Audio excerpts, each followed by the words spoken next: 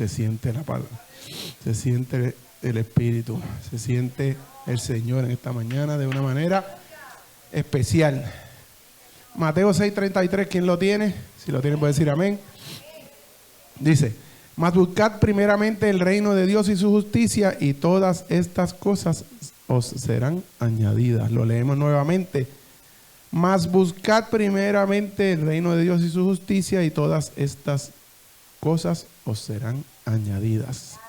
Dios les bendiga nuevamente. Es un placer, es un honor poder estar aquí de pie. Somos siervos inútiles, pero estar aquí nos llena de alegría, porque el Señor nos ha llamado a predicar su palabra, y para nosotros, ¿verdad?, es de gran gozo. Vamos a estar hablando bajo el título: aunque no servimos al Señor por conveniencia, definitivamente tiene excelentes resultados. Y como primera parte, número 1, Él es nuestro gozo. En un mundo tan convulso y tan difícil en que estamos viviendo, podemos tener seguro que el gozo no se encuentra en la fiesta, el gozo es en el Señor. Dice Romanos 14, 17, 18, porque el reino de Dios no es comida ni bebida, sino justicia, paz y gozo en el Señor. Es tremendo saber que a pesar de las dificultades podemos gozarnos en el Señor. Antes teníamos que ir a una fiesta, nos amanecíamos, como habíamos hablado hoy en la clase, ¿verdad? Que mi estudiante está por allí. Pero eso era un gozo pasajero. Ahora nos podemos gozar aquí en el Señor. Yo me gozo con ustedes. ¿Dónde está Vladi? ¿Dónde está Vladi? Vladi se me fue, está por ahí. Nos gozamos, ¿verdad, Joymer? Nos gozamos, amén. Me gozo con ustedes, hermanos, cuando los veo aquí tan lindos que están hoy. Hay satisfacción en ayudar a otros y el Señor nos bendice. Porque la palabra dice que la fe sin obra es muerta. Y vamos a ir un momentito a Mateo 25, 34 al 40, un poquito más adelante. No tiene que buscarlo, ¿verdad? Dice: bendito es tu nombre, Señor. Entonces el rey dirá a los de su derecha: venid, benditos de mí, Padre, heredad el reino preparado para vosotros desde la fundación del mundo. Porque tuve hambre y me disteis de comer, tuve sed y me disteis de beber, fui forastero y me recogisteis, estuve desnudo y me cubristeis, enfermo y me visitasteis, en la cárcel y venisteis a mí. Entonces los justos le responderán diciendo: Señor, ¿cuándo te vimos hambriento y te sustentamos, o sediento y te dimos de beber? ¿Y cuando te vimos forastero y te recogimos, o desnudo y te cubrimos? ¿O cuando te vimos enfermo o en la cárcel y vinimos a ti? Y respondiendo el rey les dirá: de cierto os digo que en cuanto lo hicisteis a uno de estos mis hermanos más pequeños, a mí lo hicisteis. Entonces el Señor lo que nos está diciendo es, en otras palabras, sabemos que hay trabajo de más que hacer. Y a veces nosotros pasamos por ahí y vemos a alguien que está en necesidad, y los afanes, como que nos olvidamos que el afán hay que dejarlo para mañana. Hoy tiene su propio afán y hay que atender eso que está ahí.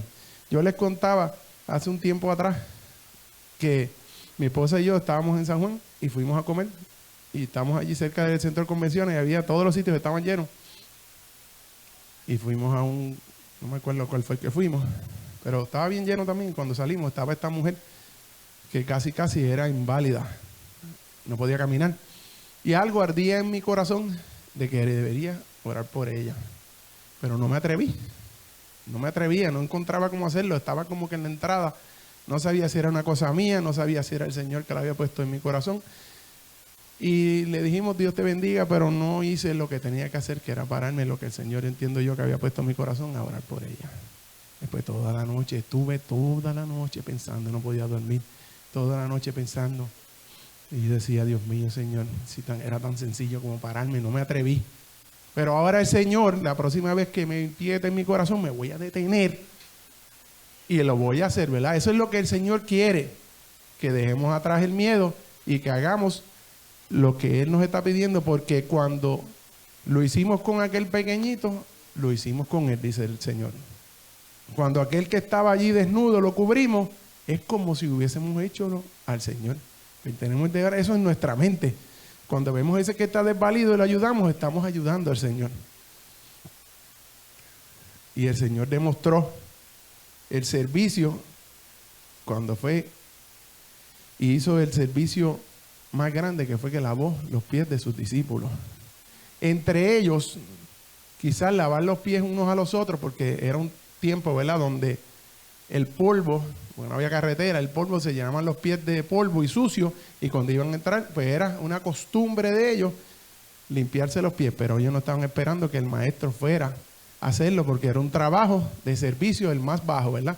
Y cuando el Señor va a lavar los pies, Pedro mismo dijo, no, a mí tú no me lavas los pies. Porque él entendía que cómo es posible que el maestro fuera a lavarle los pies, y el Señor le dijo, si no me dejas que te lave los pies, no tienes parte conmigo. Entonces Pedro le dijo, pues límpiame completo, de arriba abajo.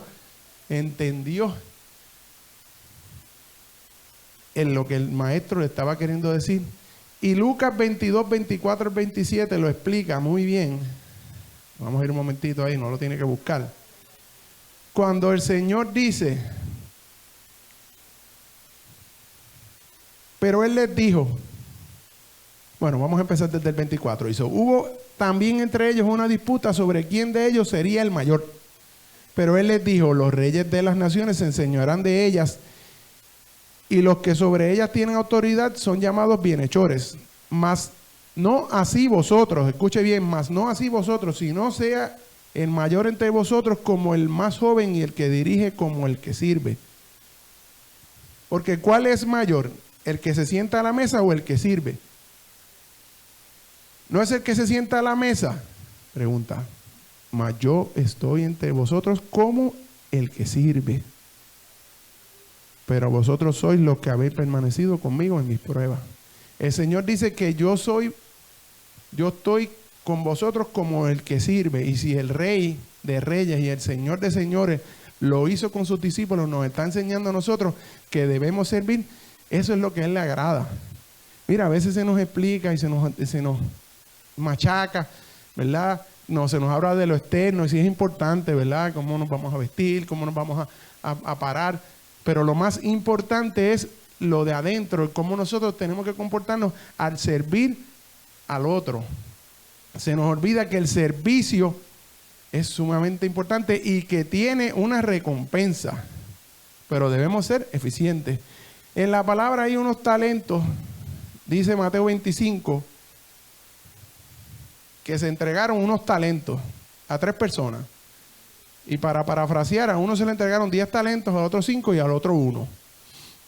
Y se fue el rey y regresó y llamó, podríamos decir, llamó a capítulo de nuevo a las personas que le habían entregado sus talentos y le pidió al primero que le había entregado 10 talentos, ¿qué hizo con él? Y él dice, pues yo fui eficientemente, cogí los 10 talentos y tienes ahora otros 10 talentos. Al que tiene 5 hizo lo mismo y le entregaron 5 más, ¿verdad? Y el Señor estaba complacido, ¿verdad? Estaba contento. Pero el que tenía un solo talento, dice la Biblia, que ese lo escondió porque tuvo miedo. Y la contestación que le dijo fue, Señor, yo sé que tú eres un Dios celoso y tuve miedo y escondí mi talento, porque dice, porque tú recoges donde no has sembrado y cegaste donde no había sembrado. En otras palabras, pues, eres un Dios celoso y vas a buscar, pero yo lo escondí porque tenía miedo. El Señor dice que ese siervo fue un siervo negligente y allá lo mandó, ¿verdad? Dice fuertemente que allá será el lloro y el crujir de dientes. ¿Y qué pasa con ese talento? Se lo dieron al que tenía 10. Porque la palabra dice que al que tiene mucho, más se le dará. Entonces, la pregunta es, ¿qué es lo que tenemos que hacer nosotros con el talento? Desarrollarlo. Cuando el Señor está hablando de lo que tenía que hacer con eso era llevarlo a los banqueros, a ganar, ¿verdad? Intereses, para entender, es como si nos dieran dinero a nosotros y nosotros lo escondemos o lo llevamos al banco. Sabemos que el Banco Popular y los bancos de aquí en Puerto Rico lo que pagan es una miseria, pero es algo, es mejor que entejarlo, ¿verdad? Como hacían los viejos de antes, que entejaban allá, ¿verdad? Tenían un entierro, decían la gente. Porque allá abajo no va a conseguir nada. Yo conozco un amigo mío que dice que él tenía $10,000 guardaditos debajo de la cama. Y 10,000 pesitos ahí. ¿Sabes lo que le pasó? Que vino un ratón y se los comió toditos. Y dice que cuando fue a buscar, lo que quedaba era un clase de revolú y solamente había la peste del ratón. Entonces él se lamentaba, decía, ay Dios mío, yo hubiese metido ese dinero en la cooperativa, no lo hubiese dejado debajo de la cama, porque ni cuenta se dio. Entonces, eso es en lo material, pero en lo espiritual, lo que el Señor nos está pidiendo a nosotros es que el talento que nosotros tengamos sea el que sea. Mira, esa niña es mi hija, pero tiene un talento ahí, de mí no salió. Esa voz no salió de mí. Y ella con sus dificultades quiere adorar al Señor y está desarrollándose. No lo digo porque es mi hijo, aunque estoy súper orgulloso, ¿verdad? Pero de una manera u otra, yo le decía hoy a mi querida compañera, yo decía, la primera vez que me paré aquí, allá en la otra iglesia, duré 3 o 4 minutos y estaba que me temblaba todo. Súper asustado. Pero no, con eso no voy a decir, ya no voy a hacerlo más nada, porque ese día estaba asustado. Pues ahora en adelante, poco a poco, ¿verdad? Porque esto es camino, es poco a poco. No es como Usain Bolt, es cogiendo, es poco a poco. Porque lo importante es llegar al final de la carrera. Mi abuela decía, o mi bisabuela, yo no sé quién era, tío Luis, que ya se agajaba del manto del Señor. Mami, márgate Dios, Mamá Gloria. Tiene que dar para atrás como 4 generaciones. Ella decía que era una jibarita, ¿verdad? Mi bisabuela era una jibarita que no tenía estudio. Pero ella decía que se agajaba del manto del Señor, queriendo decir que ella se agajaba del manto del Señor y con eso podía llegar, ¿verdad?, a lo más importante, que era poder llegar a la vida eterna. Porque ¿de qué nos sirve a nosotros hacer un montón de cosas y quedarnos en este mundo tan difícil? Lo importante es que cuando suene esa trompeta nosotros estamos preparados y nos vayamos con el Señor. Pues el resultado final es que se nos va a dar más. Otra cosa que vas a recibir es poder. Mira, en el aposento alto, el Señor, antes de irse, y no lo voy a buscar, antes de irse le dijo a ellos, conviene que yo me vaya para que venga el Consolador y esté con ustedes. Pero no se vayan ninguno de ustedes y vayan al aposento alto allá en Jerusalén y esperen la promesa del Padre.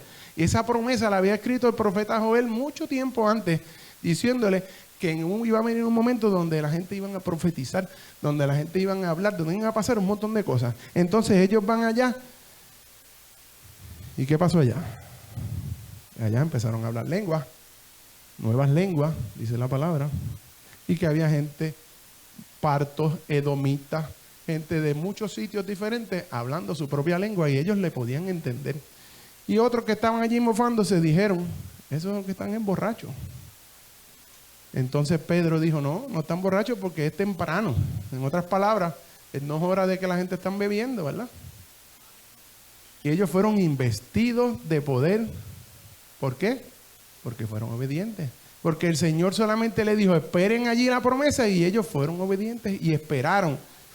El esperar en el Señor les trajo a ellos la bendición de hablar nuevas lenguas y todo eso, pero lo más importante fue que se revistieron de poder, porque lo que ellos iban ahora a hacer en adelante no iba a ser fácil. Ellos iban a ser perseguidos, ellos iban a ser rechazados, ellos iban a ser azotados, presos, y si no hubiesen estado investidos de poder no hubiesen logrado eso. Cuando el Señor que el Señor le hacen un juicio, ¿verdad?, que sabemos que es un juicio fraudulento, porque la ley decía que no se podía a una persona llevar de noche ni tampoco sin testigos. Ellos mismos violentaron la ley y se llevaron al Señor. ¿Qué pasó con los discípulos? Todos se fueron, se marcharon, se asustaron. ¿Por qué? Porque se asustaron de que si al Señor le están dando una pela ahí, a mí me va a pasar lo mismo. Todos a huir, todos se fueron. Solamente se quedó allí Juan con el Señor, ¿verdad?, en el momento de la cruz. Y después esos hombres que tuvieron tanto miedo fueron revestidos de poder. Entonces era lo contrario. Entonces estaban dispuestos a morir por la causa del Señor. ¿Pero por qué sucedió esto? porque ellos fueron obedientes y esperaron la promesa del Espíritu Santo. Él nos da paz. Yo no sé usted, ¿verdad? Pero yo ya no vuelvo atrás. Dios ha sido demasiado bueno conmigo y creo que con usted también, para nosotros volver atrás. Atrás no volvemos ni a coger impulso, decía una maestra que yo tenía, que para atrás no volvemos ni a coger impulso. Yo padecí en un momento dado de una ansiedad increíble. Yo estaba seguro en el 2006 de que yo me iba a morir después de mi hermano. Eso yo lo tenía ya en mi mente, eso no, nadie me lo podía quitar en mi mente y no podía dormir. Y en las noches me levantaba, me levantaba desesperado, el corazón se me quería salir porque yo estaba seguro de que yo me iba a morir. Respeto el que va al médico, ¿verdad? Los médicos han estudiado, saben de lo que están hablando. En el caso mío, yo llamé a Pupita, llamé a mi pastora y yo le dije, mami, me está pasando esto, no puedo dormir. No estaba fácil para ella porque mi hermano se había muerto unos meses antes. Me dijo, vente para acá todos los lunes que vamos a orar. Fuimos como 5 o 6 lunes fuimos, yo creo. Y Chávez nunca faltaba, la hermana Chávez siempre estaba allí, orábamos y orábamos y le pedíamos al Señor. El Señor me quitó la ansiedad. ¿Por qué? Pues porque Él es bueno, no por mí. No es por mí, porque yo no soy el bueno es Él, que tiene misericordia de ti y de mí, a pesar de que nosotros nos equivocamos. Pero el Señor quiso en su misericordia, ¿verdad?, sacar eso de mí, y entonces yo podía descansar, porque no era fácil. ¿Qué fue lo único que yo hice? Pues la recomendación que dio mi mamá, yo la seguí. La bendición de Dios es sobrenatural. En lo personal, tu persona, desde que ahora que tú estás sirviendo al Señor, vas a ver cómo el Señor te bendice de una manera u otra, a veces cosas que nosotros ni sabemos. En tu trabajo, el Señor hace cosas que a veces no podemos explicar. Y si le digo que un día yo tenía la oficina cerrada con llave, porque me había ido y había dejado unas cosas de valor, y estaba haciendo una mezcla, y la mezcla estaba saliendo mala, y para tú poder arreglar una mezcla, el que brega con cemento, sabe que la mezcla la tiene que arreglar en el momento, echarle agua, ¿verdad? El que trabaja con eso, si no se daña y tiene un proceso. Y yo dije, Señor, no puedo entrar, las llaves no aparecen. Haz algo para que esa mezcla se arregle. Y la próxima mezcla salió perfecta. ¿Cómo es eso? ¿El Señor le habrá abierto la pluma? Yo no sé. ¿Qué fue lo que pasó? Pero la mezcla se arregló y después a la media hora, a los 45 minutos aparecieron las llaves y todas esas mezclas siguieron saliendo perfectas. ¿Por qué el Señor hizo eso? ¿Porque yo soy muy bueno? No, el Señor hizo eso para que yo aprendiera y entendiera que Él tiene poder. Y que nosotros cuando le buscamos, si está en su voluntad, Él se nos revela y nos enseña cosas que nosotros no podemos entender. Porque eso mismo pasaba en el tiempo que venía la gente enferma y la gente decía, ¿y por qué le pasó? Hay un caso en la Biblia donde una persona estaba enferma y el Señor le preguntan al Señor, ¿qué hizo para que estuviese enfermo? ¿Qué el Señor le contestó? No hizo nada, sino para que la gloria del Señor se viera en él. Hay veces que la prueba va a llegar por cuenta de nosotros, por cosas que nosotros hemos hecho mal. Pero hay veces que la prueba llega simple y sencillamente para que el Señor se glorifique en nuestras vidas. Y eso es fabuloso, eso es un amén. Aleluya, que el Señor está dispuesto a bendecirnos porque Él quiere. Y a veces esa prueba es lo que nosotros en la prueba como que nos rendimos, pero en la prueba lo que el Señor nos está haciendo es más fuerte. La bendición con tu familia, con mi familia, con mis hermanos, con ustedes que son mis hermanos y con nuestros hermanos carnales también. Porque sabemos, ¿verdad?, que el tiempo es difícil. Sin Él nosotros estamos condenados, pero en Él estamos limpios. Dice la palabra que en un momento dado el Señor estaba hablando con sus discípulos y les dice, vosotros ya estáis limpios por la palabra. Porque esta palabra no es una palabra cualquiera. Esta palabra tiene poder. Y esta la palabra tiene el poder más Lo más poderoso que tiene esta palabra, el poder de limpiarnos. De limpiarnos. Porque en esta palabra están todas las instrucciones para que nosotros podamos estar limpios. Y como el Señor le dijo a sus discípulos, vosotros estáis limpios por la palabra, nosotros también estamos limpios por esa palabra. Amén. Jesús es el mejor amigo. Ese es uno de los beneficios que nosotros tenemos. Dice Juan 15, 14 al 16. Vosotros sois mis amigos si hacéis lo que yo os mando. Somos amigos de Él, pero tenemos que hacer lo que Él nos manda. Ya no os llamaré siervos, porque el siervo no sabe lo que hace su Señor, pero os he llamado amigos, porque todas las cosas que oí de mi Padre os las he dado a conocer. No me elegisteis vosotros a mí, sino que yo os elegí a vosotros y os he puesto para que vayáis y llevéis fruto, y fruto permanezca, para que todo lo que pidiereis al Padre en mi nombre, Él los dé. Esto os mando, que nos améis unos a otros. Como el Señor nos amó, nosotros tenemos que amarnos unos a los otros y aprender a soportarnos unos a los otros. Tenemos que hacerlo, es lo más importante. El amor, Pablo lo pone por encima de la fe. ¿Y de qué se trata el amor? No, es que tú eres tan lindo, tú eres tan bello, yo te amo. Eso no es. Es poder amarnos. Es que si que el angelito, como yo le digo, el angelito, que eso, Dios mío, el ángel es un pan de Dios, pero si de momento él me hace algo, yo poder perdonarlo. ¿Por qué? Porque eso fue lo que dijo el Señor. Cuando el Señor tenía 12 discípulos, pero tenía unos que estaban con él todo el tiempo más cerca. Uno de ellos era Pedro. Ese hombre, ¿verdad? Que era difícil. Pedro era el hombre que era el bocón, ¿verdad? El entrometido, el difícil. Usted sabe que Pedro negó al Señor 3 veces y que antes de que él lo negara ya el Señor lo había perdonado. ¿Usted cree que el Señor no le había entregado diciéndole a Pedro, a ti te entrego las llaves de la iglesia antes de que lo hubiese negado y no lo había perdonado? Sí, el Señor no iba a echar para atrás la promesa que había hecho ya. Primero el Señor le había dicho que tú eres Pedro, que no es otra cosa, Petra, que no es otra cosa que piedra, y en ti será fundada la iglesia, ¿verdad? Los católicos allá dicen en Roma que allí está Pedro, allí en una tumba. Yo no creo nada de eso, ¿verdad? Pero lo que sí era que Pedro iba a estar encargado de cuando la iglesia iba a arrancar. En su primer discurso, Pedro, siendo un hombre del vulgo, habló y se convirtieron un montón de miles de personas. Pero ese mismo Pedro negó al Señor en el momento de la cruz. ¿Por qué?